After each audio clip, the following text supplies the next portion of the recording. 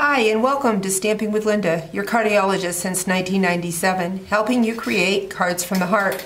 Today I'm going to be using Everything Eleanor, the new stamp set in the new 2012-2013 Stampin' Up! Catalog. I'm also going to be using our Apothecary Accent frames. So let's get started. First, what I'm going to be using is the new in color Primrose Petals. This is our new foam ink pads, work on the same principle as our old ones. Nice new feature is the color name is a decal at the bottom that you can put on the side of your ink pad so you know what color is what. I took a Sharpie marker and also wrote the color along the side and at the bottom so that I know which ink pad is which. I'm going to take the label stamp and ink that. The new foam pads are much wetter and give an even coverage on our stamps. So I've got my stamped image. You want to let it dry for a minute because it's a little bit wetter. It just takes a second for it to dry. Next, I'm going to use our classic black. And as you can see, this is our old pad that is well loved. It's got the fray marks along the side. So eventually all that's going to be gone. I am using a stamp from Wordplay. It says, "You're in my thoughts and prayers." And I'm going to stamp that in the middle of the label. Then what I'm going to do is to take my Big Shot and use my accent frames. These are 4 different sizes of framelits. I'm going to use the bigger one. This is the cardboard that comes with the framelits. It has Scotch tape to hold the framelits down. I find that if I put magnets on the paper, it seems to hold them better. With the new framelits, you want to use both tab 1 and 2. It's got a fine knife along the side, and so I'm going to lay this down onto my card, knife side down, put my clear mat on top, and run it through my Big Shot.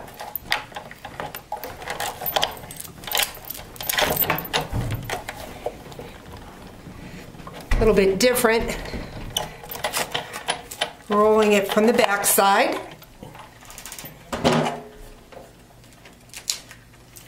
So now that just punches right out. You can use this for a negative image for another card. So that's another video that I'll show you what to do with that. I'm going to go back to my Primrose Petal ink pad. I've got a sponge and I'm just going to sponge the edges of that label just to dull the white some and to give me a little border.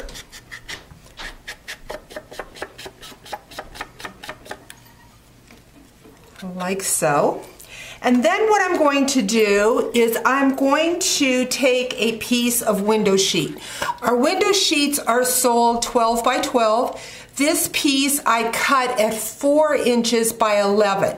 I know it will make a 1/4 of an inch smaller in width, but if you use your window sheets to do this card and cut it at 4, you actually can get 3 cards from every 12 by 12 sheet of cardstock.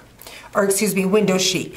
You also want to use your Simply Scored tool and make sure you score your line nice and crisp because the window sheet is going to become my card.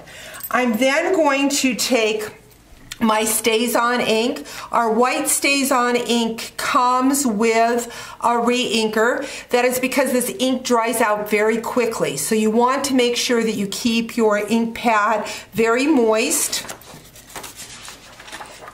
And I am going to take a scrap piece of paper so I don't get the StazOn ink onto my black tablecloth. The StazOn ink comes with a plastic sleeve over top. I really suggest keeping that on there because it helps keep the moisture in the stamp pad.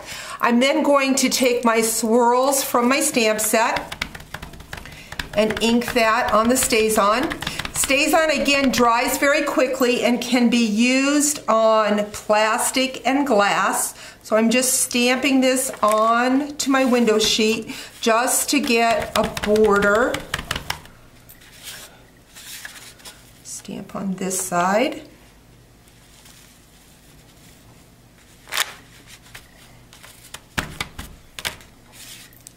I'm going to do all four corners. My original card didn't have that. I think that will look nice. Again, if you have cello bags for treats, you can use the StazOn ink on the cello bag. It dries very quickly, and I don't know how well you can see it on the camera, but it is drying on that window sheet. Now what I want to do is I want to assemble my card. I have taken the 3 flowers from this stamp set. I used the Versamark and the embossing powder, and I've already embossed that. I'm going to take my primrose petals and that sponge, and I'm just going to lightly swirl around. I want to leave some open space. I will then cut those, and I will also take my marker in the razzleberry new color and highlight those flowers. I can highlight the centers or the darker parts in the shadowing, and I've already done that to the 3 flowers and have cut them out so they look like so. I've also added some rhinestones to the center, and I used my bone folder to kind of curl the edges of that flower. I'm going to go back in, I'm going to take my label, and I'm going to mount it to a 4 by 5¼ inch piece of the primrose petal cardstock. I'm going to lay that on top there and put some snail on the 4 corners and lay that inside my window sheet. Like so, and you can see now better the borders done with the StazOn ink. Now it's time to add my flowers. I'm going to use my glue dots. I find the easiest way to find my glue dots is just to fold down the edge, and I know that's where I took my last glue dot from. So I'm going to put the flower there. And I'm going to add a flower up here. Then for the smaller one, I am going to use a dimensional on it.